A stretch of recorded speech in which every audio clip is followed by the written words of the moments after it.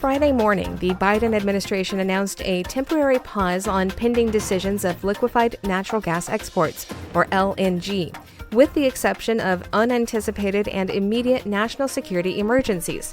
The announcement said that during this period, they will take a hard look at the impacts of LNG exports on energy costs, America's energy security, and the environment.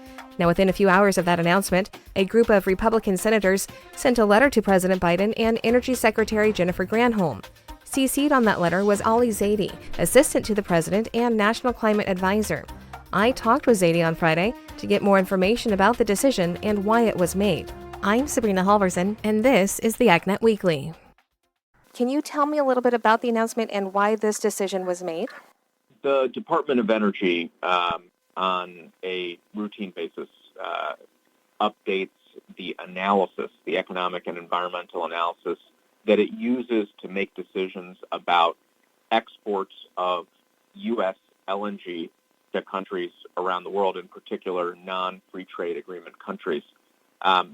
Given what has already been approved, given the fact that the U.S. is already the number one exporter of LNG, and the climate imperative to make sure we're really understanding what are the impacts of this from a climate perspective, as well as the imperative to get this right for our consumers, for our communities, looking at energy costs, looking at burdens on frontline folks.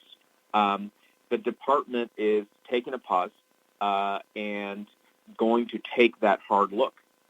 Make sure the analysis is up to date so that they're making the best decisions on behalf of the American people.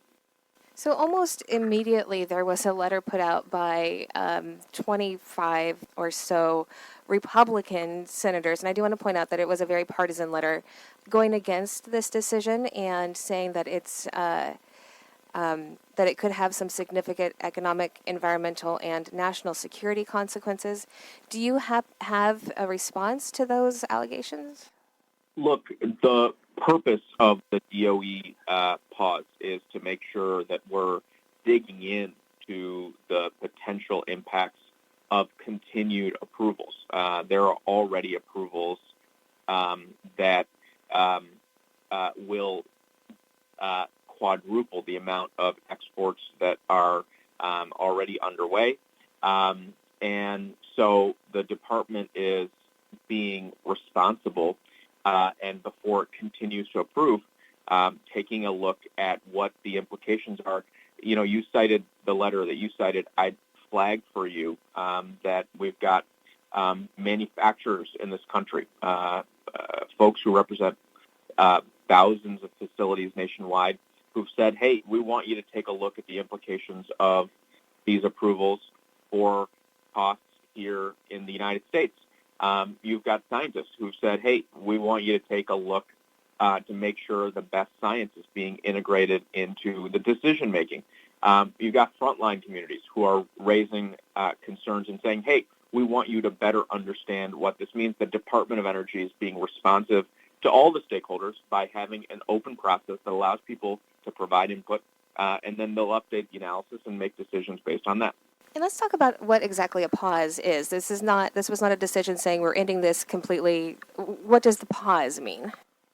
It means that while the department is updating its economic and environmental analysis, it will not be approving or denying these applications to export gas from the United States to non-free trade countries overseas during that period. You've twice have made sure to specify that they are non-free trade countries. Why is that important? Because that's the authority that the Department of Energy has. So just want to be very clear about the authority that they have on which they're exercising this discretion. How long does the analysis usually take, or how long could it take? I don't want to speculate about that. What I know is that the department intends to move expeditiously. They want to invite really expertise from a variety of quarters, sectors, make sure people have the opportunity to input into that, to provide public comment. And once that's completed, in a matter of months, then you'll see the department be able to apply that updated analysis to future decisions. So coming from your perspective for climate and for trying to improve the climate, looking at these issues so closely and taking a moment to pause and to do full analysis, what does this mean for or I shouldn't say does, but what could this mean for climate and for improving the climate?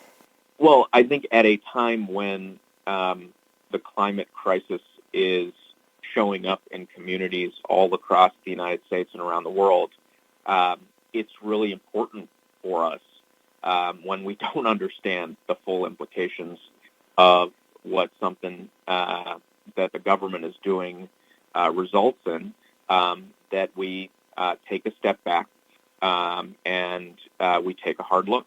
So after the analysis is done, is there public record of this? Is this something that people can go into and look and see for themselves what results were, found? Yeah, the department would be sharing what the results of that analytical update would be at the end of the process. Mm-hmm. So, in your opinion, what is the most important aspect of this announcement that was made this morning? I think what's important is that after a number of years, the Department of Energy is recognizing how much the world has changed, how the nature of the market, the science behind all of this is evolving, and doing the right thing, notwithstanding special interests, acting to make sure they really are attentive to the public interest, and taking the time to update their analysis. That is important. I really should ask, when was the last time that it was updated? For a lot of these analyses, they're about 5 years old. Okay. And how much can change in 5 years? A lot. I mean, yeah, a lot can change in 5 years. I want to say thank you to Ali Zaidi, Assistant to President Biden and National Climate Advisor. This has been the AgNet Weekly. I'm Sabrina Halvorson. Thank you for tuning in.